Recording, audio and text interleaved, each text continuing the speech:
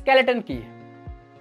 In the ever-changing landscape of cybersecurity, a notably dangerous method that threatens organization is skeleton key attack. This devious approach allows intruders to maintain hidden and continuous access in an Active Directory settings. We will delve into the nature of skeleton key, its operational mechanics, the consequences it brings, and importantly, the measures to counteract this threat. A skeleton key attack is a method employed for achieving persistence within an Active Directory environment by establishing a master password on one or more domain controllers. This master password grants the attacker the ability to authenticate as any user within the domain, while allowing those users to continue using their original passwords. Notably, this attack makes detection challenging as it operates seamlessly within domain's daily activities. To execute the skeleton key attack, the malware inserts itself into the access process of a domain controller, enabling the creation of aforementioned master password. Before we delve into the workings of the skeleton key attack, it's imperative to delve deeper into the intricacies of encryption methods like AES and RC4 and how attackers can exploit the differences between them to maintain persistent access within the domain. One pivotal distinction between AES and RC4 encryption protocols lies in their handling of password security. AES employs salting, the addition of a random string, often the username, to the passwords before encryption, and key stretching, repeated hashing rounds to enhance security. On the other hand, RC4 lacks these features.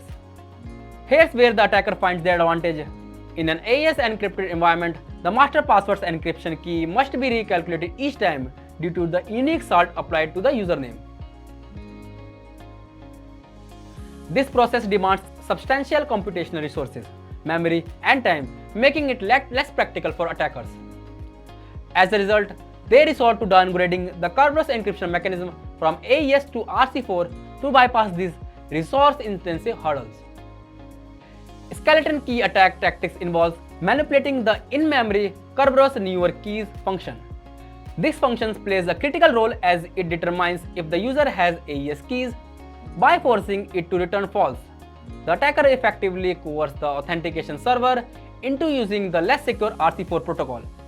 Consequently, all the AES keys stored in the database needs to be more effective. Furthermore, the attackers also tampers with the decrypt function, responsible for decrypting timestamps with the user key stored in the domain controller for user validation.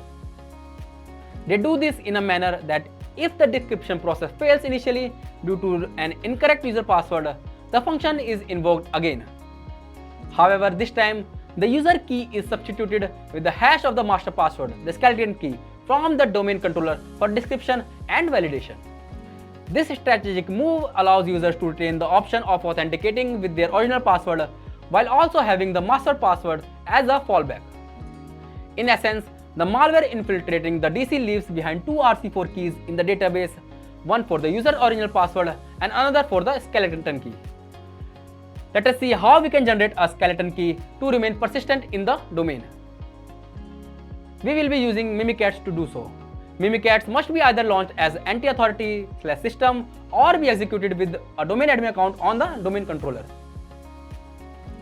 In order to do so, we will use evil-winrm along with the local administrator hash that we had obtained earlier. Fire up a Kali terminal and run the evil-winrm command along with the IP address of the DC, the user administrator, and the anti-hash which we had obtained earlier.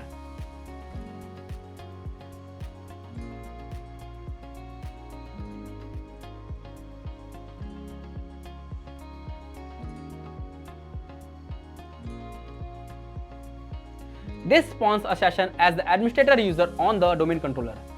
Now let's use invoke Mimikatz PowerShell script to load Mimikatz directly into the memory. The commands used are given in the description below.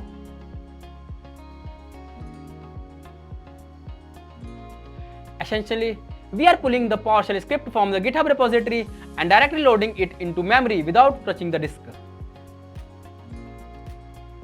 Once Mimikatz is loaded, we can use the invoke Mimikatz commandlet and execute the command privilege debug and misc skeleton to generate a skeleton key. By default, Mimikatz sets the master passwords as Mimikatz. Now we can confirm this by going over the DC and login as the domain admin Marlon Brando Godfather with the password Mimikatz. Voila! We are able to log in as domain administrator Godfather with the master key.